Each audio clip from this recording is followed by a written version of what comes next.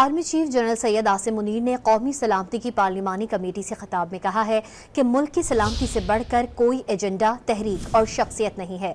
पायदार इस्तेहकाम के लिए कौमी ताकत के तमाम अनासिर को हम आहंगी के साथ काम करना होगा। अपने खिताब में आर्मी चीफ ने जोर दिया कि बेहतर गवर्नेंस और मुमलिकत पाकिस्तान को हार्ड स्टेट बनाने की ज़रूरत है। कब तक एक सॉफ्ट स्टेट के तर्ज पर जानों की कुर्बानी देते रहेंगे?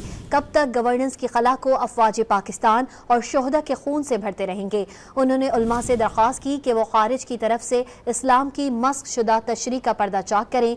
जनरल आसिम मुनीर ने कहा कि पाकिस्तान के तहफ़्फ़ुज़ के लिए एक ज़बान, सियासी और ज़ाती मफादात से बालातर होकर एक बयानिया अपनाना होगा। उन्होंने इस अज़्म का इजहार किया कि पाकिस्तान को दहशतगर्दों के किए जरिए कमज़ोर नहीं किया जा सकता। मुत्तहद होकर तमाम सहूलतकारों को नाकाम किया जाएगा। ज़राए के मुताबिक इजलास में army chief general Syed Asim Munir ने कौमी सलामती की पार्लिमानी कमेटी को बलोचिस्तान और खैबर पख्तूनख्वा में सिक्योरिटी समेत मुल्की सूरत हाल के बारे में 50 मिनट तक तफसीली ब्रीफिंग भी दी।